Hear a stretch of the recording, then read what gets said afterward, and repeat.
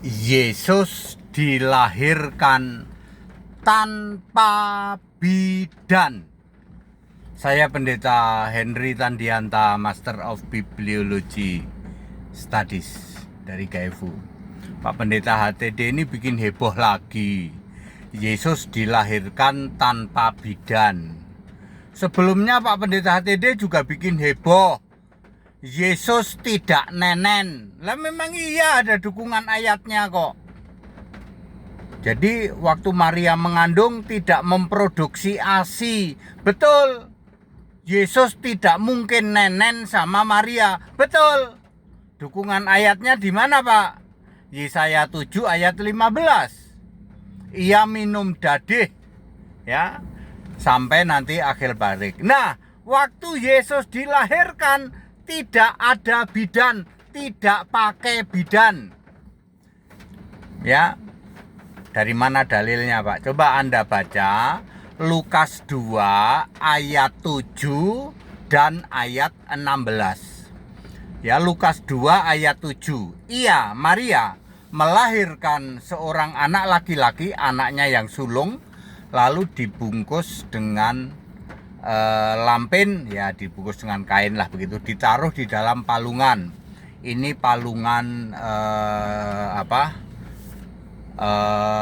bukan palungan domba ya. Ternak yang banyak dipelihara di daerah situ adalah ternak yang dagingnya paling harum sedunia. Jadi dipastikan Yesus lahir ditaruh di dalam palungan binatang yang dagingnya paling harum, dikonsumsi terbanyak seluruh dunia. Lalu perhatikan ayat 16. Gembala-gembala segera menengok dan hanya didapati Maria, Yusuf dan bayi itu nggak ada bidan. Nggak ada bidannya. Jadi Maria melahirkan Yesus ya hanya ditolong oleh suaminya, oleh Yusuf. Kok bisa, Pak ya? Melahirkan tanpa bidan kok bisa? Ingat Bapak Ibu Saudara, kehamilan Maria waktu mengandung Yesus itu bukan kehamilan secara biologis. Dia saja tidak memproduksi air susu ibu, maka ya tidak mustahil kalau lahirannya juga gampang. Tiba-tiba brojol ya. Tetapi dia melakukan pentahiran, artinya ya ada tali pusernya juga ya, pasti dipotong begitu. Lalu ada darah juga ya kan, sampai dia perlu 40 hari pentahiran. Ya, karena Maria melakukan pentahiran, berarti ya lahirnya seperti orang lahiran ya.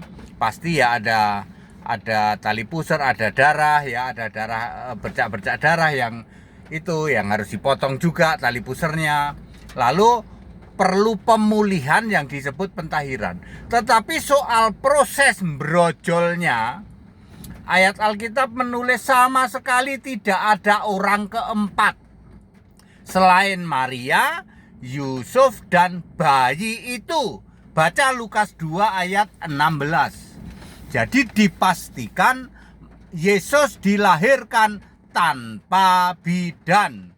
Demikian pula Maria tidak memproduksi air susu ibu. Sehingga Yesus ini tidak pernah nenen pada Maria. Bikin heboh, Pak? Ya enggak lah. Ada ayat Alkitabnya kok. Anda aja ya enggak pernah ngeh baca Alkitab. Jadi dipastikan Yesus dilahirkan tanpa bidan. Jadi yang dulu nanya ya, suka nanya, Yesus dilahirkan, bidannya siapa? Anak Allah, Allah beranak, bidannya siapa? Ya, harusnya sih malu ya. Kalau hari ini masih ada yang ngomong gitu ya, Yesus dilahirkan tanpa bidan, Yesus tidak pernah nenen sama Maria. Tetapi Maria melakukan pentahiran, artinya ya kelahirannya seperti bayi biasa lah. Ada proses potong tali pusar ya. Seperti itu. Lalu nanti perlu pemulihan sekitar 40 hari pentahiran. Jadi very clear ya. Ya. Very clear. Yesus dilahirkan tanpa bidan. That's it. Haleluya. Amin.